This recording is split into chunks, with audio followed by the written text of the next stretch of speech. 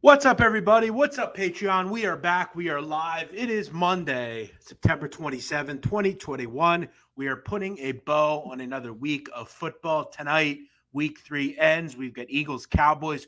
We'll break it down for you in just a little bit. Also, every Monday, we recap what we saw over the weekend in sports, obviously in football, what we had, how we did. And this is really on a hello to everybody. Usually, this show is behind the walls of Patreon. However, today, I felt like opening it up to the audience and to everyone so you can watch, get our thoughts, and kind of see how we do things here. For the last couple of weeks, we've been doing Patreon, and it's been great. A lot of people have joined us, and we've had a pretty good start to the season, frankly, especially in college. So let's kind of do the recap. We'll take some of your questions as well. You can find us every day on Patreon, patreon.com/BMOC. In 1 week, my college basketball previews will start. That's where you get them. All 32 previews. We're going to have very detailed videos as the basketball season approaches. So, again, make sure you join us for that. Patreon is where you get my content now, and I urge you to come check it out. Let's recap what we saw this week over the weekend. And it was another good Saturday for me, a winning Saturday, which I'll take. It started out not great, frankly. I felt like, I don't play teasers really ever. But I felt like, and I said, I thought this was a tough weekend in college football. I thought it was really difficult. There were a lot of spots that I think really suited a teaser. I ended up playing one, and I got burned, frankly. I was pretty disgusted with it because one of the sides was a beautiful play on Army. We took them down from 8.5 to 2.5. They easily got the job done, ended up covering the number against Miami of Ohio, even after Christian Anderson got hurt, their quarterback, which we'll talk about tomorrow on the college football preview and what we can expect going forward. The other side, though, was a pretty bad selection, frankly, on Texas Tech. I felt like Texas Tech was good enough offensively to really hang with Texas. I'll tell you what, guys, Texas, look, I know they didn't play well in that Arkansas game. They got manhandled up front, but I'll tell you right now, Texas looked very good. That was quite the performance. That game was over pretty quickly. At one point, it was 14-7. I'm thinking, okay, we got a shot here. I go out and get my car washed, and I come back, and they're down, I think, 42-14 at the half. It was ugly, and it never was close. So we started out with a loss, but then followed it up with two pretty easy winners. Toledo got the job done against Ball State. That was a really solid victory. I'll tell you, though, if you watch that game, man, that was a tough cover. I mean, Toledo just couldn't get any separation. They were always up by like 10, but it was never easy. So we took the winner there. Then we followed it up with another total victory. And, I've been able to kind of spot these totals that really they're just too low. And they're just not priced correctly. Arkansas State Tulsa was an easy winner. That found its way over, flew over. It ended up getting kind of crazy at the end. They only ended up getting to 74 or 75, I believe. But we had a winner in the third quarter there. So that was a nice winner as well. A couple of other thoughts on the card over the weekend as a whole. A couple of the games that I was kind of leaning towards or ended up not playing or thought about playing, and I'm glad I didn't. One of them was the one regretted was SMU. TCU just, I thought, really looked shaky defensively against Cal. They had no success getting stops. SMU continues to be a very good football team. I'm just going to say that now. They have one of the best receiving corps in the country. It's that simple, with Roberson, Danny Gray, Rashid Rice, Calcaterra. I mean, that offense is really, really fucking good. And they took it to SMU, ended up winning that game as 9-point dogs. Shout out to Bowling Green, a huge win for that program. 31-point dogs. They were 25-1 on the money line. They win 14-10 at Minnesota. Minnesota also paid out $1.5 million to get beat like that. That is rough.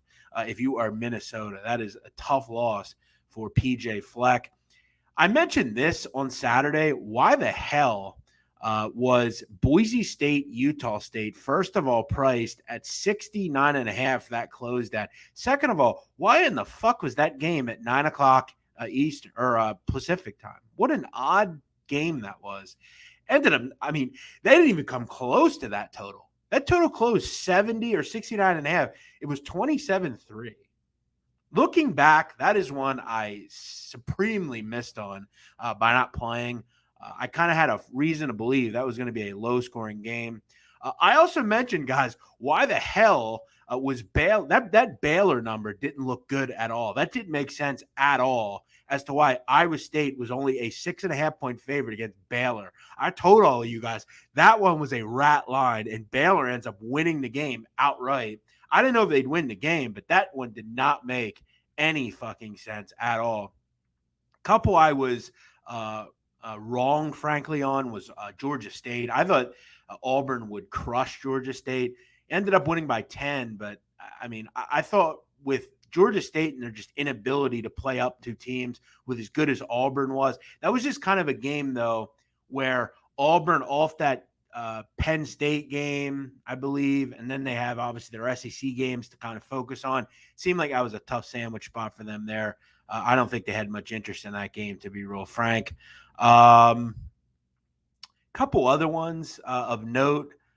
Nice win for Oklahoma State against a pretty good Kansas State team. How about Navy? Navy finally started scoring. I never watched that game. I didn't end up seeing if Clayton Tune ended up playing.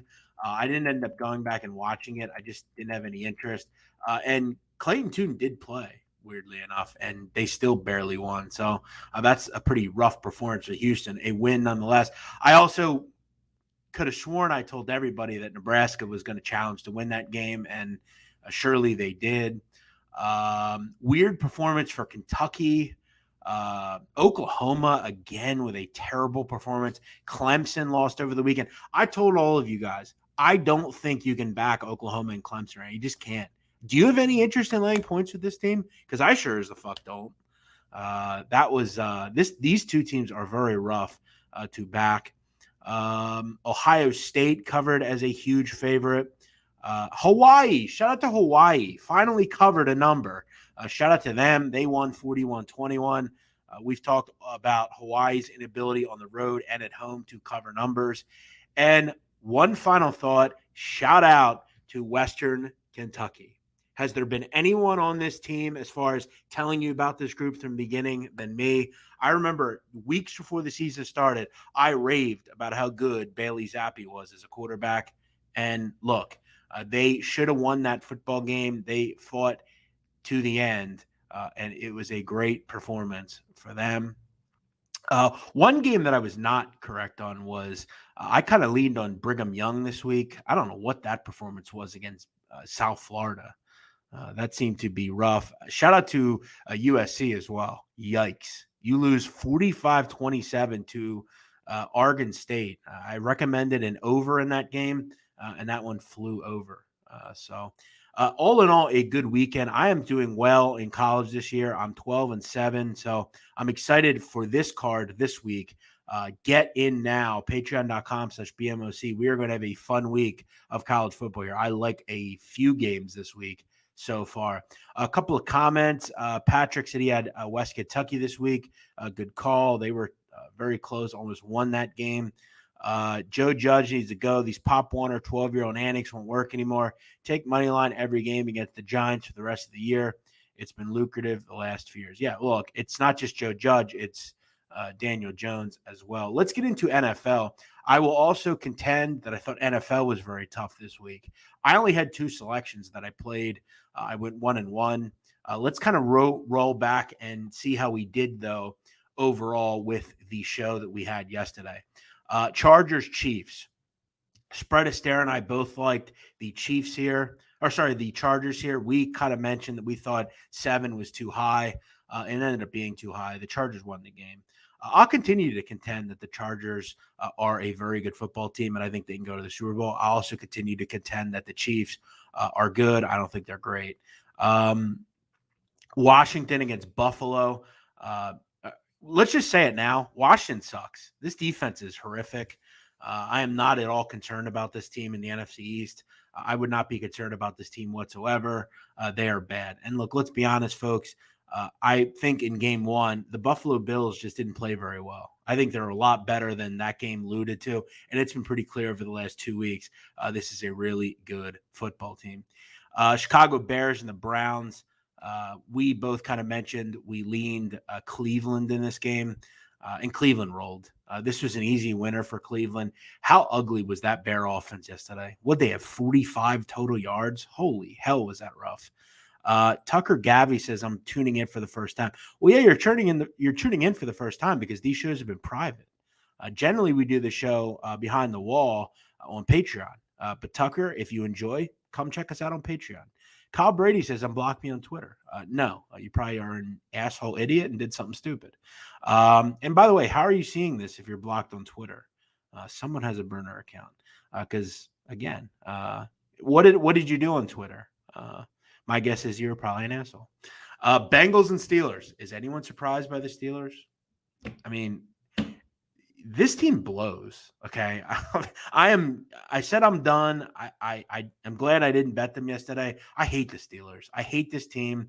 Big Ben Roethlisberger, it's time to hang it up. The problem the Steelers have is they don't have a competent replacement for Big Ben Roethlisberger. So they're in a world of hurt right now. Yeah, defensively, they haven't looked good. They look shaky all in all. Tucker's already a subscriber. Good. Thanks, brother. Glad to see you in here live. Saints and Patriots. Didn't really have any thoughts on this game, but the Saints looked pretty good yesterday. Patriots are just boring on offense. It's just that simple. Ravens and Lions. This is my loser yesterday. I was just wrong on this total. And if you watch this game, it was a rough one. How many drops on long passes did the Ravens have? These teams just turned into defensive stalwarts yesterday. Who the hell knows? This is one of those games where you have totals and you're like, holy shit, man, this is rough. I mean, I think Marquise Brown dropped about 4 sure touchdowns yesterday on like 40 or higher yard passes. It was rough. So what are you going to do? Can't win them all. This is a total that I was just wrong on. By the way, shout out to Justin Tucker, but also shout out to the refs who, again, that was like a 3-second delay a game. I mean, holy fuck. How do you get that wrong? I mean, this is not the first time in games this year that the NFL refs have boggled a delay a game. I mean, they were delayed a game by like 2 or 3 seconds. It wasn't even close. Holy fuck, refs. Colts and Titans. Nice win for the Titans yesterday. Colts just continued to seemingly not have enough playmakers. I like Wentz. They need another receiver. I think it's going to be a rough year for them because they don't have enough playmakers. They just don't seem to get enough from their skill position guys. Cardinals, an easy winner against the Jags. Shout out to the Jags for playing well for about 3 quarters. But again, Trevor Lawrence, 7 interceptions through 3 games. Just not good enough. Okay, there's going to be growing pains, but Trevor Lawrence has been dreadful. It's just that simple. Now, a couple of those interceptions have been tip balls, but again, I mean, just not putting his team in the right positions. And Arizona continues to answer the call. They have scored 30 or more points in all 3 games. This offense is very good. Falcons and Giants, one of the comments just alluded to. I didn't understand why the Giants. I don't think the Falcons are that bad. I think the Giants are pretty bad, frankly. They were without one of their better defensive players for large parts of that game yesterday. Daniel Jones stinks. It's that simple. He just isn't any good. They have a bad offensive line. They shouldn't be a favorite really in any game. Dolphins, Raiders. I mentioned I'm done with Raider games. And look, if you had the Dolphins, you deserved the cover here and you got it. But another just game for the Dolphins that you find a way to lose. This is shades of old Dolphins. I don't know why, if you're Flores, you don't go for it in overtime there. Why are you playing for a tie in overtime? I mean, I don't get that at all. This was an old school Dolphin move where the old school play calling comes in and you just play to lose games, and they played to lose yesterday. Again, another very good win for the Raiders. Maybe this team is better than or at least I thought. They continue to defy logic. Their offensive line's not good, and they seemingly look good every game. Their running backs have been in and out. Jacobs has been in and out, and they still can run the ball. Derek Carr's look good. Their receivers have been solid. Their defense has been pretty good. They find ways to win games that they were losing a year or two ago. So, very good win for the Raiders yet again. This one flew over 45. A winner I had yesterday, it ended up being a very easy winner. Broncos Jets. I think I maintained that I thought the Jets could probably get shut out, and they did.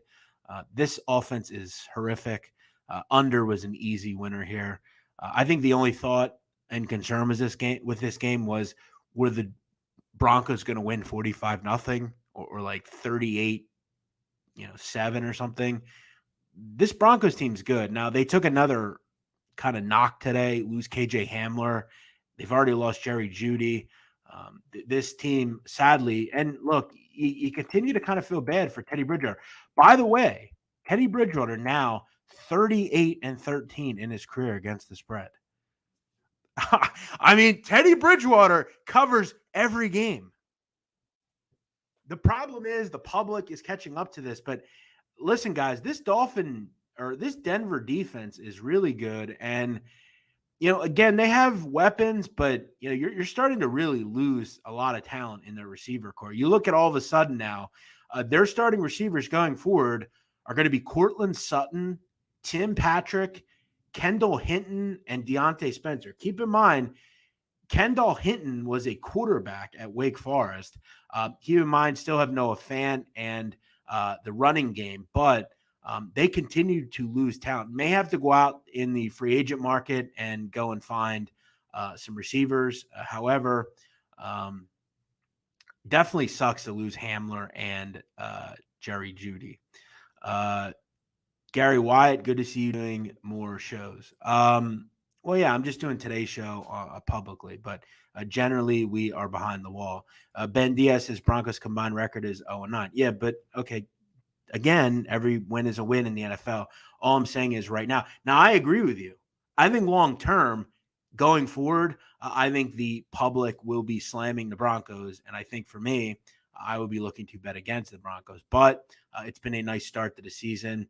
And I was able to hit on this one under yesterday. I also told you that the Rams, I thought, were a great play yesterday. And look, I'm going to tell you now, the Rams are going to win the Super Bowl. I mentioned this before the season. I was on them, and I'm on them at 15-1. I love this team. They have a terrific quarterback. They are stacked at the talent positions. They have a good offensive line, and their defense is the best in the NFL. So I'm going to say that now. And I don't think that's a surprise to anyone. This team's going to win the Super Bowl this year. And I'll tell you this, wouldn't it be quite the Super Bowl? LA Chargers, LA Rams in LA. Could happen. Could fucking happen. But yeah, I thought the Rams would win yesterday, and they did. Seahawks and Vikings. Vikings were desperate yesterday. Can't start the season 0-3, and they were able to get the job done. They needed it bad. They needed this win, and they were able to get it. Shout out to the Vikings. Good win for Mike Zimmer and crew. The over-under was too high. And look, again, when we see these high totals, 55.5, 56, generally they go under. We look at two over-unders yesterday. There was one above 54, this one, and then that Buck-Ram game. Buck-Ram went over, Vikings Seahawks went under. Final game, Packers and Niners. This was a tough one for me. I thought I ended up getting in when when the Niners were down 6. I ended up getting in plus 230 on their money line. I thought I had a winner, but sadly, 37 seconds is enough for Aaron fucking Rodgers.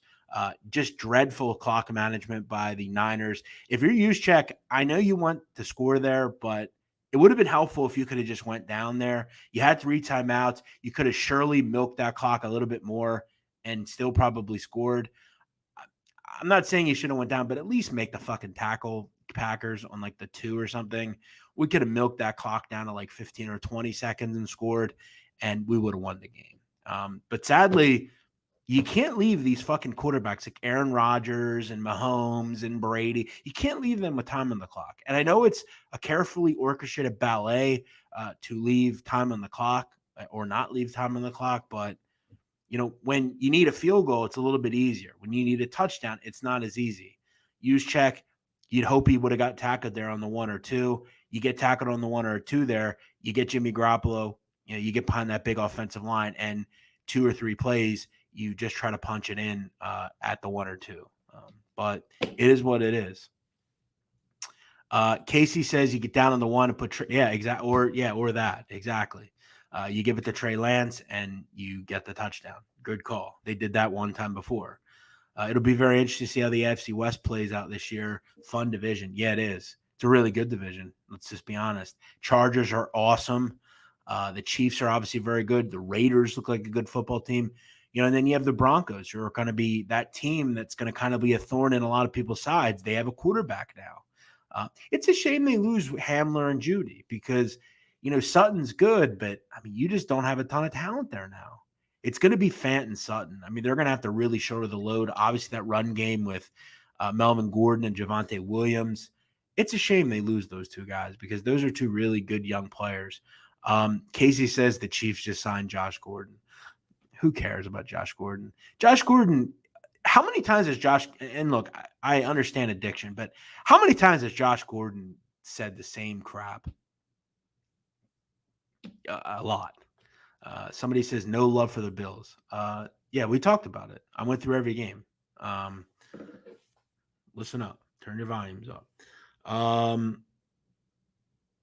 right, let's get into tonight's action with the Eagles and Cowboys. Right now, if you have any comments or questions, you're welcome to send them in. I'll kind of try to do my best in breaking this game down. Currently, the Philadelphia Eagles and Dallas Cowboys, the total is at 51.5.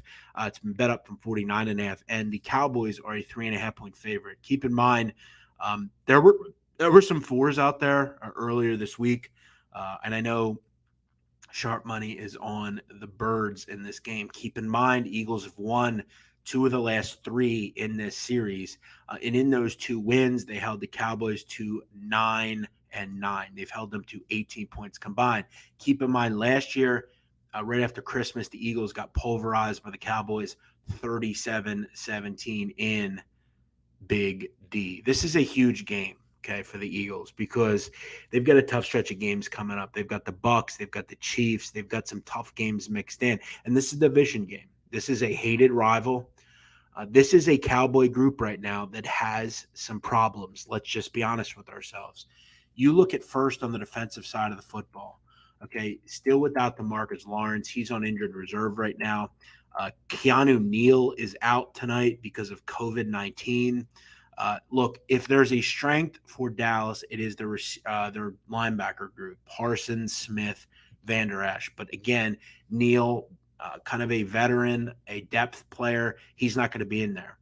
Bradley Anai's out. Randy Gregory suspended. No DeMarcus Lawrence, as I said. And Dorrance Armstrong, I don't think is going to play either. So this defensive line has major problems. And that's a concern tonight for that group because when you look at the Philadelphia Eagles, tonight could be the night that you could get to that quarterback a little bit. They are hurt on the offensive line. No Brandon Brooks. You're going to have Landon Dickerson, a rookie, in his spot tonight at right guard.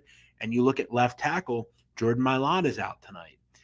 And Andre Dillard, former first-round pick, he's going to be in there. Now, remember, Dillard has lost his job to Mailata, a 7th-round pick. Dillard has issues. He has been a failure for this team as far as the pick. I didn't like the pick when they made it, and it ended up working. Now, the one thing the Eagles can say is they have some depth on the line. They have Dillard. They have Dickerson. They have Jack Driscoll. They have guys that I think would start on other teams as backups. So I think one thing about this group that I'm not totally worried about is this offensive line. You still have Kelsey. You still have Siamalu. You still have Lane Johnson. And I think both these guys, in Dickerson and Dillard, they were both first-round talents. Dickerson didn't get picked at the 2nd round because of an injury. But again, I don't think that's a major problem today. And I don't think this Dallas defensive line is going to be able to get to Jalen Hurts. So it kind of works out for the Eagles tonight in a way because they do have 2 offensive linemen out. But I don't think Dallas is going to really pepper them as much without Gregory and without DeMarcus Lawrence and all those guys. I think when you look at the Dallas offense, obviously there's a lot of concerns about this game because I actually am one to believe, as an Eagles fan, I think this is a pretty good defense that the Eagles have. I think, the secondary I love a lot more now that we have Steven Nelson. You have obviously Darius Big Play Slay. They haven't even had Rodney McLeod yet. He's been out with an injury.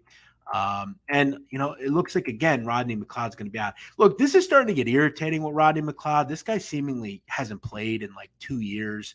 It's starting to get annoying. They're going to have to go with kind of the guys that they've had: Kayvon Wallace, Anthony Harris, which are fine. The big problem for the Eagles in this football game is going to be a problem that the Dallas Cowboys are going to have in this game. The Eagles are going to be without their best pass rusher. Brandon Graham's out for the year. And I know a lot of people don't know as much about Brandon Graham because he's not that Joey Bosa or TJ Watt or Aaron Donald kind of guy. But Brandon Graham has been as good as a player as this team has had for over a decade. He's never been anywhere else. They drafted him out of Michigan. He has been a fan favorite. He is a captain of that defense. He is an emotional leader, and he's going to still be there emotionally, but he's going to be on the sidelines. You do not have on this team right now a competent replacement for Brandon Graham. That's just my thought. Now, that doesn't mean they can't create one. They have guys that are capable. Josh Sweat played well in training camp and early in the preseason. He's capable, the player out of Florida State. Ryan Kerrigan, he's a guy that situationally can be it. He's a little older, but he can be the Chris Long type of player for this team. Those two guys have been largely silent in the first two games for this team. They also have a guy in Derek Barnett who's been a massive disappointment. I don't know if they have a capable replacement for Graham. Throw in the fact that, the rest of this defensive line has played pretty well, but Fletcher Cox is going to get double teamed. Do they have someone else that, can answer the call? Javon Hargraves has been terrific. Hassan Ridgeway has been good. Teron Jackson, the rookie out of Coastal Carolina, can he step up? This defense, I think, is capable tonight, but this is a great offense they're facing. I'm going to be interested in seeing exactly how healthy Amari Cooper is, because I think that's going to be a major sticking point in this game. He's got a rib injury. That's not an easy thing to play through. I think a lot of the time this is really just decoy stuff. I don't know how effective he's going to be. Now, again, the Eagles are getting the Cowboys at a good time. I'm just going to say it. Cooper not completely healthy. The issues on defense, their offensive line issues. They're still working in certain guys. Lyle Collins isn't going to play tonight as well. We all know he's suspended. I think I said Randy Gregory was suspended. It's Lyle Collins that's suspended. I'm sorry. So, there's between injuries and obviously suspensions, you have, a pretty new player in Tyler Biadasz, the center. Zach Martin's just coming back from COVID. Is he fully ready to go? Is Terrence Steele capable on the right side of the line? Obviously Dak Prescott's really good, and this offense is terrific. But with a bum Amari Cooper, not as healthy, Michael Gallup's out. I think this is surely a spot where the Philadelphia Eagles are very much a live dog. Okay. Look, I said last week, I thought the Eagles would win, and they should have won. There were some boneheaded plays. The problem that the Eagles have is they continue to make these same mistakes. I felt like I was watching Nick Peterson last week instead of Nick Sirianni. The stupid play calling, the getting cute on the goal line with the stupid Philly special. Look, 1st and goal on the 1, you've got to score. That was the end of the game there for the Eagles. They didn't score there. Keep in mind, the end of the game, I thought this was Nick Reed with Nick Sirianni. What the hell was up with the timeout situation at the end? Why didn't they have any fucking timeouts? They're standing there with their fucking dicks in their hands because they don't have any timeouts. They have an opportunity to march down the field like Aaron Rodgers had last night, but they didn't have any fucking timeouts. That can't happen, okay? It just can't. And that's some of the stuff Andy Reid early in his career had problems with. What the hell is up with these bad fucking penalties on big plays? They had turnovers that were negated because of stupid penalties. And Derek Barnett is the king of stupid fucking penalties. They've got to have their composure in games like this. You can't have this stuff going on, especially with a young quarterback, a young group on offense. This is a game that I think the Philadelphia Eagles can win. I would lean with them here tonight. I think they're in a better situation tonight than their counterparts. I think Dallas has some really important injuries. Now, again, so do the Eagles. Both teams are banged up. But I think Miles Sanders is a really interesting back in this game. I think Kenny Gainwell will continue to be an integral part of this offense. If I'm the Philadelphia Eagles, you've got to run the football. Okay, it's that simple. And I think both of these teams need to run the football. The Eagles have trouble stopping the run right now. We'll see if they can answer the call. We know on the defensive side of the football, the Dallas Cowboys are not good enough. They just aren't. We know that. Their pass defense is shocking. You look at their run defense. I mean, Dallas is giving up 4.5 yards a carry. They have to run the football. Miles Sanders, Kenneth Gainwell, they've got to run down fucking hill. No side to side nonsense. Run fucking downhill. Get Jalen Hurts into the play action, throw the football down the field. And where the fuck were the tight ends last week in that game? They weren't involved, and that was a fucking problem as well. Where the hell were the tight ends? Now, Dallas Goedert needs to be involved in his game plan a lot more. Zach Ertz is back. Big news for the Eagles. He was on the COVID-19 list, but he's back now. That's big. That's why you get vaccinated, folks. Zach Ertz, if he wasn't vaccinated, would not be playing tonight. And that's why I'm glad that I'm a Philadelphia Eagles fan, because most of this team is fucking vaccinated. And if Ertz wasn't vaccinated, he wouldn't be out there tonight. So I lean Eagles. I lean over. I think both offenses will move the football. I think it's a tough game.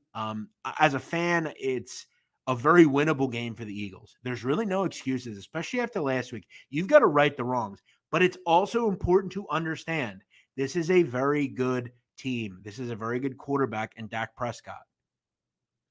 I will use and challenge the Eagles secondary to get some fucking stops. And I'll tell you this again. This defense is very good. We need two things to happen tonight.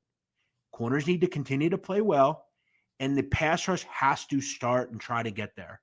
I know they don't have Graham, but someone needs to make themselves known on this defense, and I'm asking it to be fucking Josh Sweat. This guy was drafted out of Florida State. There was a lot of talk about him. He has shined in training camp and in preseason, but it's time to wake up, Josh Sweat. You're going to have a good matchup with this offensive line. They have some issues. They're not as good as they once were. It's time to make your presence known. And Fletcher Cox, it's time for you to fucking dominate. Javon Hargrave, all these guys. Javon Hargrave's been great. He needs to keep playing well. So I think the Eagles win this game.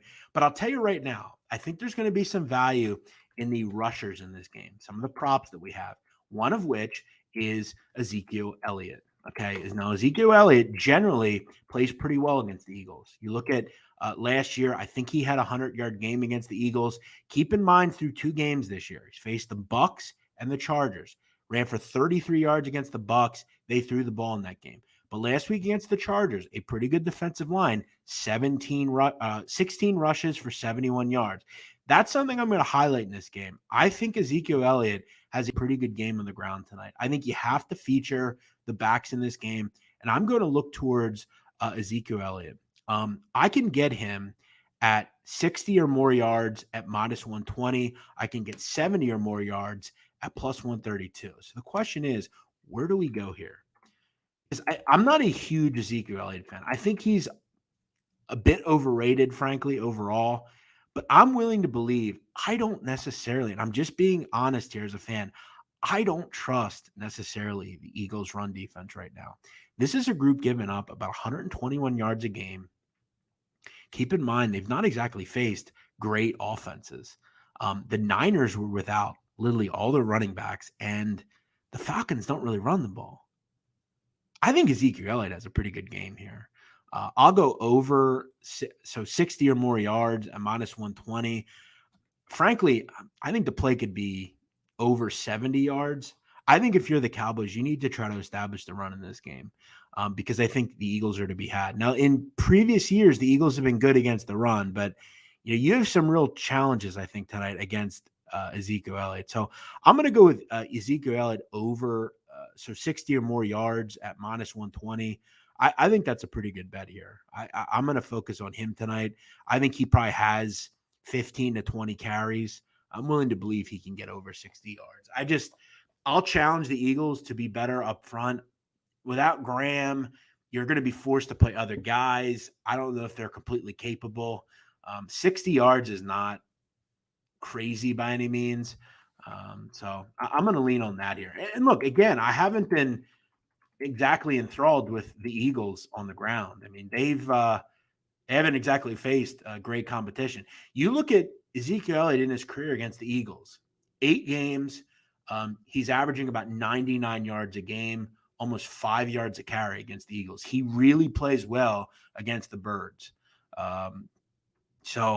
Keep that in mind, going forward. So I'm going to lean on that. Ezekiel Elliott, 60 or more yards at minus 120. I think it's a good bet. As far as what do I think shakes out here, again, I am a fan of this team. I think this is a big-time barometer game for the Eagles. They have a big game next week as well against the Kansas City Chiefs in Philadelphia. I'll say 27-24. I think the Eagles find a way to get the job done. I think it's going to be a great game. I'm looking forward to it. It's going to be exciting. If you guys have any questions, I know we have a couple of people in here. If you have any questions, I would be sure to answer it. As I said before, I'm not a huge prop guy, but some of the time I think there's some value with some of these props. So I'm going to rock with that. I hit last week with Davis Mills and the under passing yards. So I'm going to go back to the well. I like props in the NBA, and I'm going to play them here as well. Sam Calmer says, any thoughts on Sirianni so far? I think he's been okay. I thought he was horrific last week. I thought that was a game they really should have had and probably needed to have. But I think they were 1 or 2 plays away. And it's a shame that, you saw shades of, again, Andy Reid. You saw shades of Doug Peterson. It was kind of irritating. What we can expect from the rest of the week here on the show on Patreon. Tuesday, we're going to have the full look at every game on the college card, our first look at that. We'll have some plays early in the week. Wednesday, Donnie Rightside joins us. We'll talk about our early look at every game on the NFL card. Thursday, we'll be back with a Thursday night preview.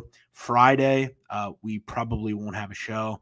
And then Saturday and Sunday, we're back with our NFL and college shows. I will say Sunday, I'm going to have a show that I'm going to do that's going to be recorded. It's not going to be live. I'm actually heading down to the Eagles game on Sunday with my boy Ryan. So I'm going to have that out for you. I'll probably do it early morning on Sunday, probably 8 a.m. or something. So I'll get that out early to you guys. We'll have that out. And then next week, obviously some college basketball stuff will start coming out. D. Curry says, I've been loving Mike Williams receiving props. Mike Williams. Are you talking about for the Chargers?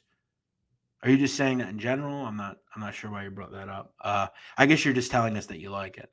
But okay, yeah. I mean, look, I love Justin Herbert, so I hear you on that. All right.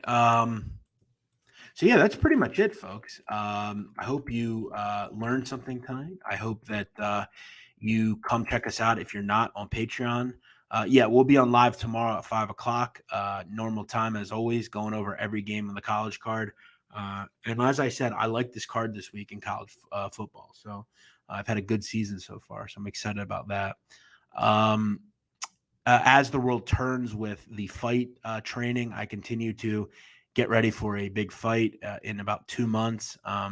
We continue to get prepared for that. I'm going to be ready and I'm excited for it. So also check out the sit down this week. This Wednesday, we have a cool episode coming out. It's going to be about The Sopranos as the movie comes out on Friday. We're going to kind of relive some of our favorite moments, what happened after the show in our kind of fantasy minds. We're going to have some cool guests on, and we're going to talk about the movie. We're going to talk about kind of what we can expect.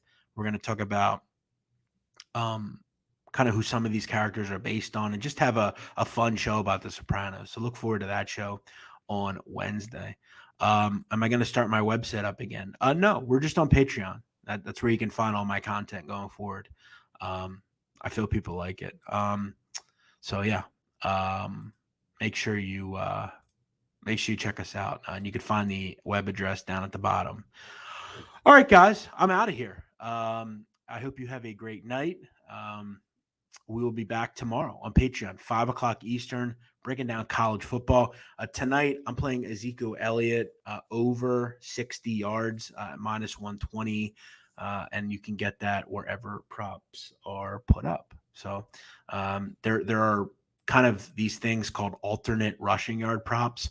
And that number is actually dropping. It's at 108 now. So you can get a pretty good price. So, yeah. All right, guys, I'm out of here. Have a good night. See you later.